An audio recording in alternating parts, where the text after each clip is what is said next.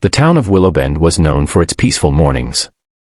Sunlight always found a gentle way to sneak through the clusters of old oak trees, painting golden shapes across its narrow streets. People walked these streets with a quiet familiarity, neighbors nodded, dogs trotted along the fences, and the air carried the comforting scent of freshly baked bread from Mr. Herbert's bakery. Yet, for all this warmth, there was a silence that hovered in some corners of the town, especially around the bus stop on Maple Lane where teenagers gathered each morning before school. Among them was 15-year-old Aria Collins, a shy girl with a soft gaze and a habit of clutching her notebook close to her chest. Her notebook was filled with poems, stories of stars, dreams, courage, and the things she wished she could say aloud. But in the crowd that gathered at that bus stop, her voice rarely rose. It wasn't because she didn't want to speak, she had simply learned that sometimes silence felt safer. Each morning, Aria arrived early to avoid standing too close to others. She would sit on the far end of the bench, pretending to read while she waited. But every day, the same unsettling routine unfolded. A group of boys, older and louder, made their presence known long before the bus arrived. Their laughter was sharp, their eyes bold, and their words carried an edge that sliced through the quietness Aria preferred. At the center of this group was Tyler Briggs, a boy whose voice always seemed too big for the space it occupied. He wasn't cruel by nature, but he carried himself as if kindness was something to be embarrassed about. He targeted the quiet ones, the ones who wouldn't fight back, perhaps because he was afraid of being the quiet one himself. "Hey, poet girl," Tyler would call out the moment he saw Aria. "Writing any love poems for us today?" His friends would laugh, and Aria's cheeks would warm with the familiar sting of humiliation. She kept her gaze low, hiding behind her notebook. She never replied, not because she didn't have words, but because the words she had were fragile, and she feared they would break if she let them out in front of people who wouldn't understand. That morning, however, was different. The sky was overcast, the wind cooler than usual. Aria arrived as she always did, sitting quietly on her bench. A few minutes later, a girl she had never seen before walked toward the bus stop. She had dark curly hair, wore a denim jacket covered with hand-painted flowers, and carried a confidence that seemed to bounce with each step. Her name, as Aria would later learn, was Lena Rivera. Lena looked around briefly, saw Aria sitting alone, and without hesitation sat down beside her. "Hi," she said casually, as though they had known each other forever. "I'm new." Aria blinked, startled. "Oh, hi," she whispered. "That your journal?" Lena asked, noticing Aria's notebook. Aria nodded, instinctively clutching it a little tighter. "That's cool." "I paint," Lena said, tapping the sleeve of her jacket. "Maybe we can trade one day, your words for my colors." Aria didn't know what to say. No one had spoken to her like that before, not at the bus stop, not at school, not anywhere. Before she could respond, Tyler and his group appeared, loud and careless as always. The moment he spotted Aria, Tyler smirked. Well, he called out. "Poet girl's got company now. I wonder if her new friend knows she only writes sad poems about being alone." His friends cackled, pleased with themselves. Aria felt her throat tighten. She lowered her head, wishing she could disappear. This was the part she hated most, the part where she became the center of attention for all the wrong reasons. But Lena didn't bow her head. Instead, she turned and looked directly at Tyler. "Do you always talk like that?" she asked, her voice calm, her expression unreadable. Tyler blinked, thrown off. "Like what?" "Like someone who thinks being loud makes him interesting," Lena replied. The laughter around him quickly died. Aria's breath caught. No one, had ever spoken back to Tyler before.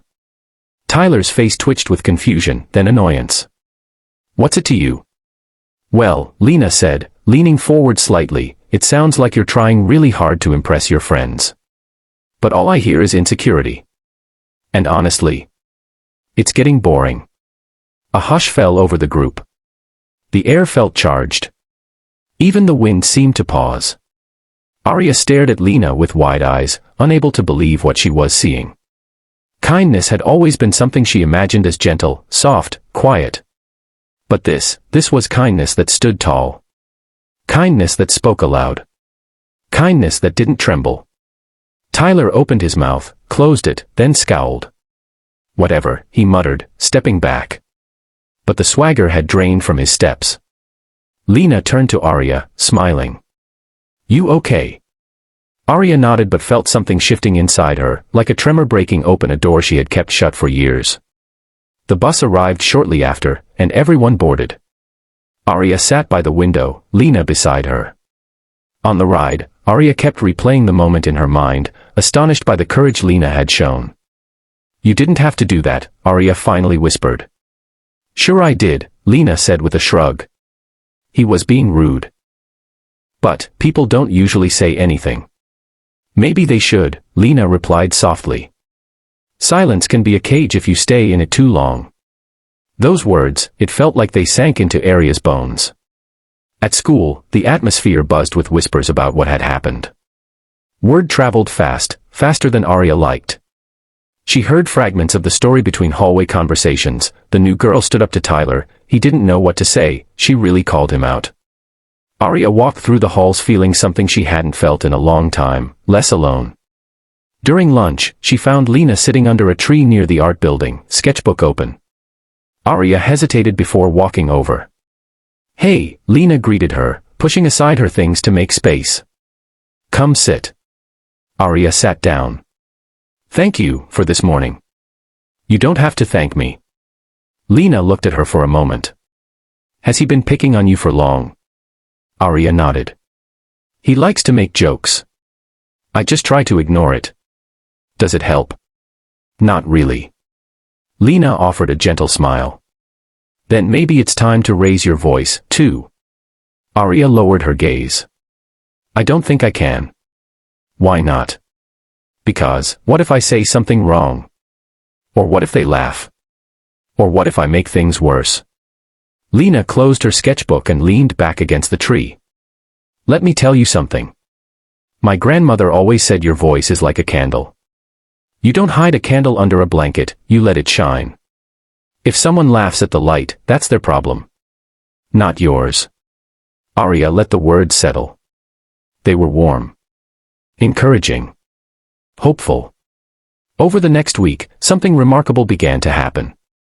Tyler and his group grew quieter whenever Arya and Lena walked by, not out of fear, but out of uncertainty.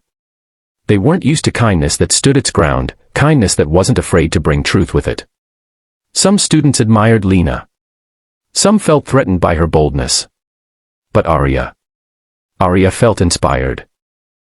Little by little, Arya began to notice small changes in herself. She lifted her head more. She walked with steadier steps. She even shared one of her poems with Lena, a short piece about stars that guide you home even on the darkest nights. Lena read it with awed silence. Arya, she breathed, this is beautiful. No one had ever said that about her writing before. Then came the day that changed everything, the day Arya's voice finally rose. It happened at the same bus stop on Maple Lane. The sky was bright, the air warm. Arya and Lena stood together, chatting about a school art project.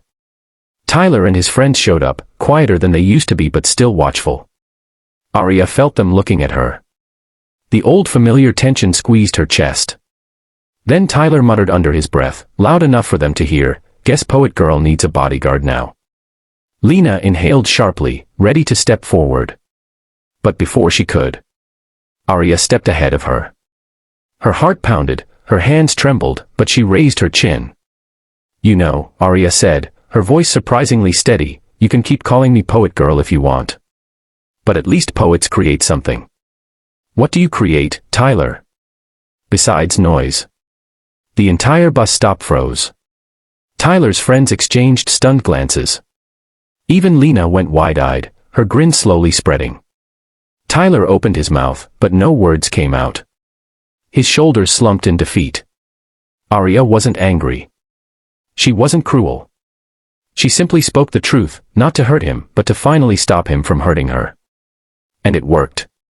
Tyler quietly turned away, his voice falling silent. Arya exhaled shakily. She felt light, not because she had won, but because she had finally chosen to use the voice she had kept hidden for far too long. You did it, Lena whispered proudly. You raised your voice. Arya smiled, feeling warmth bloom inside her. I guess kindness can be loud, too. Loud, Lena agreed, and powerful. From that day on, Arya transformed. She still wrote her poems, more now than ever. But she also spoke up in class, made new friends, joined a writing club, and even began helping other shy students find confidence. Tyler, surprisingly, changed too.